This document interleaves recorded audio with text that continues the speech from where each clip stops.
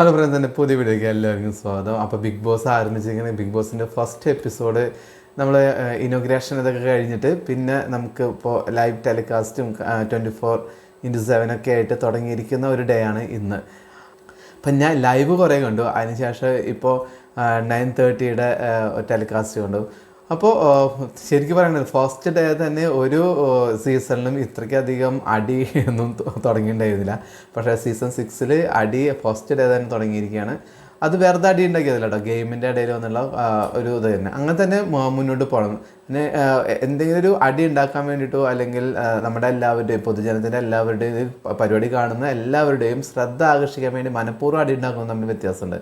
ഇപ്പോൾ ഇന്നത്തെ ഒരു ഗെയിം എന്ന് പറഞ്ഞാൽ ക്യാപ്റ്റൻസി ടാസ്ക് ഉണ്ടായിരുന്നല്ലോ. അപ്പോൾ ഇത് മറ്റുള്ള ബിഗ് ബോസ് സീസൺസൊക്കെ വേറിട്ടൊരു കാര്യം വെച്ചാൽ പവർ ഒരു റൂമുണ്ട് എല്ലാവർക്കും. അവിടെ പവർ കുറച്ച് കണ്ടസ്റ്റൻസിന് മാത്രം ഒരു പവർ കൊടുക്കുന്നുണ്ട്. അവർക്ക് ഇഷ്ടം പോലെ കാര്യങ്ങൾ മറ്റുള്ളവരെ കൊണ്ട് ചെയ്യിപ്പിക്കുക, അങ്ങനെയൊക്കെ ഒരുപാട് കാര്യങ്ങൾ ഈ ഒരു സീസണിൽ ഒരു പ്രത്യേകതയാണത്. അപ്പോൾ പവർ ഹൗസ് ആരൊക്കെയായിരിക്കും പവർ ഹൗസിലേക്ക് എൻ്റർ ആവുന്നത്, അതുപോലെ ക്യാപ്റ്റൻ ആരായിരിക്കും, അതൊക്കെയായിരുന്നു ഇന്നത്തെ ഒരു എപ്പിസോഡിൻ്റെയൊക്കെ ഒരു എക്സൈറ്റ്മെൻറ്റ്. അതിന് ക്യാപ്റ്റനായിരിക്കുന്ന അർജുനാണ്. അവർ കൊടുത്തിരുന്നൊരു കളി എന്ന് പറയുന്നത് ബോൾ പറക്ക്, ഏറ്റവും കൂടുതൽ ബോൾ ഒരു ചളിയിൽ നിന്നും പറക്കി എടുക്കുക. അതിന് ഒരു 3 ലൈറ്റ് കൊടുത്തിട്ടുണ്ട്, നമ്മുടെ ഈ ട്രാഫിക് സിഗ്നൽ പോലെ. അപ്പോൾ ഈ ഗ്രീൻ കളർ വരുമ്പോൾ എല്ലാവരും കളത്തിലേക്ക് ഇറങ്ങുക. ആ ചെളി നിറച്ച ചെളിയുള്ള ഒരു ചതുരത്തിലുള്ളൊരു കളമാണ്. അതിലിറങ്ങി കുറേ ബോൾ ഇട്ടുണ്ട്, അതിൽ ആ ബോൾ തിരയണം. പക്ഷേ റെഡ് കത്തുമ്പോൾ ആരും തന്നെ ആ കളത്തിലുണ്ടാകുമ്പോൾ എല്ലാവരും പുറത്തായിരിക്കണം. ആ കളത്തിനകത്തുള്ള ആൾക്കാർ ആരൊക്കെയാണെന്ന് വെച്ചാൽ അവർ ഔട്ട്, അങ്ങനെയായിരുന്നത്. അപ്പോൾ ആദ്യം തന്നെ ഗബ്രിയൊക്കെ ആദ്യം തന്നെ ഔട്ടായി പോയിട്ടുണ്ട്. പിന്നെ ഇതിലിപ്പോൾ അവസാനം 4 പേര് വന്നിട്ടുണ്ട്. സിജോ വന്നു, അതുപോലെ തന്നെ നമ്മുടെ അർജുൻ വന്നു, ശ്രീരേഖ വന്നു, പിന്നെ ഒരാൾ കൂടെ വന്നു. അപ്പോൾ ഇതിൽ വന്നപ്പോൾ അർജുൻ്റെ കയ്യിൽ കുറച്ച് ബോളുണ്ടായിരുന്നു, പിന്നെ ശ്രീരേഖയുടെ കയ്യിൽ കുറച്ച് ബോളൊക്കെ ഉണ്ടായിരുന്നു. അപ്പോൾ അർജുൻ്റെ അതിൽ ബോൾ എടുത്തതിൽ ആർക്കാണ് ഏറ്റവും കൂടുതൽ ബോൾ കിട്ടിയിരിക്കുന്നത് അത് വെച്ചിട്ടാണ് ക്യാപ്റ്റൻസിയിൽ ക്യാപ്റ്റൻ തിരഞ്ഞെടുക്കുന്നത്. ശ്രീരേഖ എന്ത് വെച്ചാൽ ശ്രീരേഖയുടെ കുറച്ച് ബോൾ അർജുന് ഇട്ട് കൊടുത്ത്, അങ്ങനെ അർജുൻ്റെ കയ്യിൽ ഒരുപാട് ബോളെ. അതിന് മുമ്പ് വേറെ ഇതിലൊരു ട്വിസ്റ്റ് ഉണ്ടെന്ന് വെച്ച് കഴിഞ്ഞാൽ സിജോ ഒരുപാട് പ്ലാൻ ചെയ്യുന്നൊരു കളിക്കാനാണ്. എനിക്ക് തോന്നുന്നു കുറച്ച് സ്ട്രാറ്റജിയുടെ ഒരു ഉസ്താദാണെന്ന് തോന്നുന്നു. നമുക്ക് ഇങ്ങനെ കളിച്ചാൽ ഇങ്ങനെയായിരിക്കും. കാരണം മറ്റുള്ളവരൊക്കെ ഇങ്ങനെ നമ്മൾ അഖിൽമാരാൻ്റെ ഒരു സ്റ്റൈലുണ്ടല്ലോ, അതായത് കുറേ സ്ട്രാറ്റജി ഉണ്ടാക്കുന്ന ഒരാൾ, അത് കണ്ട് കുറേ ആൾക്കാർ പിന്നാലെ കളിക്കാൻ വേണ്ടി കുറേ ആൾക്കാർ. അപ്പോൾ സ്വാഭാവികമായിട്ട് പ്രേക്ഷകർ മുഴുവൻ ഈ ഒരു വ്യക്തിയിലോട്ട് മാത്രമായിരിക്കും ആകർഷിക്കുക. അവൻ ഭയങ്കര സ്ട്രാറ്റജി ഉള്ള ഒരാളാണെന്നുള്ള രീതി. മറ്റുള്ള ആൾക്കാർ ഡൗൺ ആയി പോകും, അതാരും അറിയുന്നില്ല. എപ്പോഴും ഇൻഡിവിജ്വലായിട്ട് അവന് സ്വന്തമായിട്ട് എന്താണോ തോന്നുന്നത് അതേപോലെ കളിച്ച് നീങ്ങുന്ന ആൾക്കാർ തന്നെയാണ് നിലനിന്ന് പോവുള്ളൂ. അല്ലെങ്കിൽ എല്ലാവരും ഈ സിജോയുടെ പ്ലേ എന്തായിരിക്കും എന്നുള്ള രീതിയിലേക്ക് അയാളായിരിക്കും അടുത്ത രാജാവ് എന്നുള്ള രീതിയിലേക്ക് മാറും. അപ്പോൾ എനിക്ക് തോന്നിയിട്ടുള്ളത് മറ്റേ റോക്കി എന്ന് പറഞ്ഞ പുള്ളി ശരിക്കും പറഞ്ഞാൽ സിജോയുടെ ഒരു ഇതിൽ പെട്ടുകിടക്കുന്ന പോലെയാണ്. ആദ്യ ദിവസം തന്നെ പെട്ടുകിടക്കുകയാണ്, അതിൽ നിന്ന് അയാൾ മുക്തി നേടേണ്ട ആവശ്യമുണ്ട്. പിന്നെ ജാസ്മിൻ കുറേ അലറി പൊളിക്കുന്നുണ്ടെന്ന് പറഞ്ഞു, പക്ഷേ അത്ര അലറിലൊന്നുമല്ല, അവർ പ്രതികരിക്കുന്നു, അത്രേ എനിക്ക് തോന്നിയിട്ടുള്ളൂ.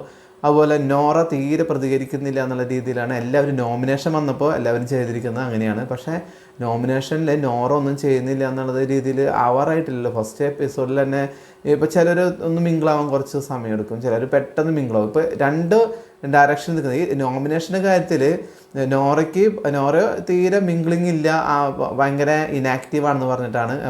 രതീഷ് ഭയങ്കര ആക്റ്റീവാണ്, ഓവറാണെന്ന് പറഞ്ഞിട്ടാണ് കൊടുത്തത്. അപ്പോൾ കുറേ ഓവറായാലും പ്രശ്നമാണ്, ഒരുപാട് എന്താ പറയുക, രണ്ടും നടുവിലായിട്ട് നിൽക്കണം അല്ലേ. നടുവിൽ നിൽക്കുന്ന ആൾക്കാരാണ് കൂടുതൽ ഇഷ്ടം പ്രേക്ഷകർക്ക്. അത് പ്രേക്ഷകർ എന്നല്ല, അതിനുള്ളിൽ കണ്ടസ്റ്റൻസ് തന്നെ ആദ്യം തന്നെ നോമിനേഷൻ ഇട്ടിരുന്ന 2 പേരെന്ന് പറയുന്നത്, നോമിനേഷൻ ഇട്ടിരിക്കുന്ന വ്യക്തികളിൽ 2 പേരെന്ന് പറഞ്ഞത്, ഒന്ന് രതീഷും 2 നോറയാണ്. ഈ 2 പേർക്കും 2 തരത്തിലുള്ള കാരണങ്ങളാണ് പറയുന്നത്. ഒരാൾ ഒന്ന് പറയുന്നത് ഓവറാണെന്ന് പറഞ്ഞു, ഒരാൾ തീരെ പോരാന്ന് പറഞ്ഞു.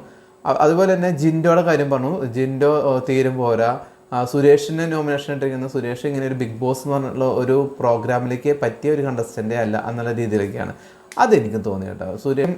ഒരു ഏജ് കഴിയുമ്പോൾ നമ്മളെ ഒന്ന് ആലോചിക്കണം, നമ്മൾ ഈ ഒരു ബിഗ് ബോസ് ഷോയിലേക്ക് പോയാൽ നമുക്ക് അവിടെയുള്ള ഗെയിമൊക്കെ നല്ല രീതിയിൽ കളിക്കാൻ പറ്റും, അല്ലെങ്കിൽ സ്ട്രാറ്റജികൾ വേണം.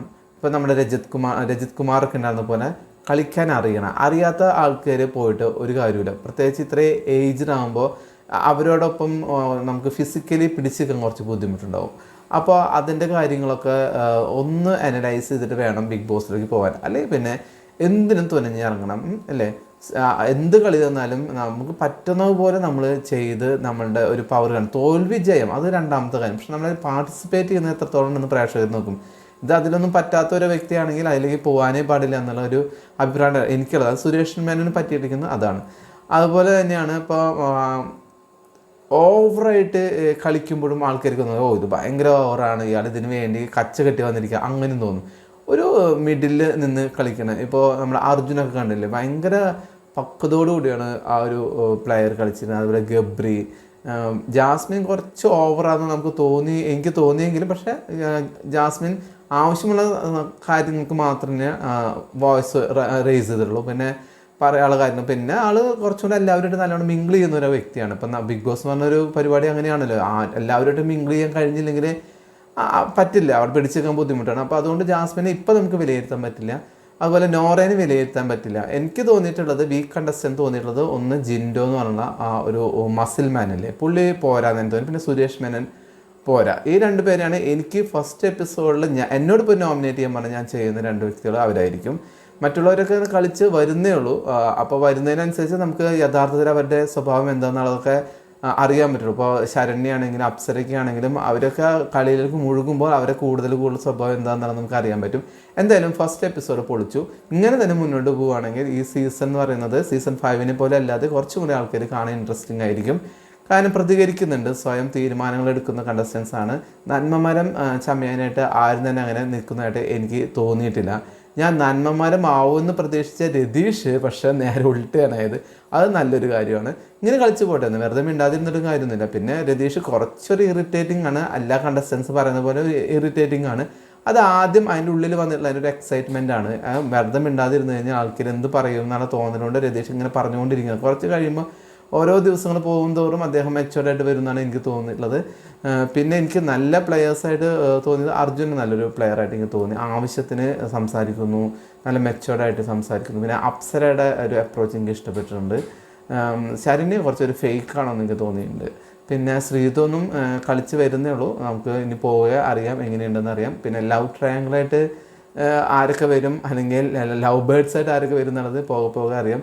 അങ്ങനെ വളരെ നല്ലൊരു എപ്പിസോഡാണ് ഇപ്പോൾ ഇന്ന് കഴിഞ്ഞു പോയത്. ഇനി വരും അടുത്ത ദിവസങ്ങളൊക്കെ ബിഗ് ബോസിൽ എങ്ങനെയായിരിക്കും എന്നുള്ളത് നമുക്ക് കൂടുതൽ അറിയാം. അവർ വീടായിട്ട് ഒന്നും കൂടെ ഇണങ്ങും. അതുപോലെ അവിടുത്തെ കണ്ടസ്റ്റൻസായിട്ട് ഒന്നും കൂടെ അവർ പാച്ചപ്പ്, അവർ കുറച്ച് ദേഷ്യമുള്ളവരെ കുറച്ചും കൂടെ ദേഷ്യം തോന്നും, ഇഷ്ടമുള്ളവരായിട്ട് കുറച്ചും കൂടെ അടുക്കും. അപ്പോൾ കളിയിൽ മാറ്റങ്ങൾ വരും. അപ്പോൾ ആ മാറ്റങ്ങളൊക്കെ എന്താണെന്നുള്ളത് നമുക്ക് വരുന്ന ദിവസങ്ങളിൽ കാണാം. അപ്പോൾ നാളത്തെ എപ്പിസോഡിൻ്റെ വിശേഷങ്ങളുമായിട്ട് നാളെ വരാം. അതുവരെ എല്ലാവർക്കും ബൈ.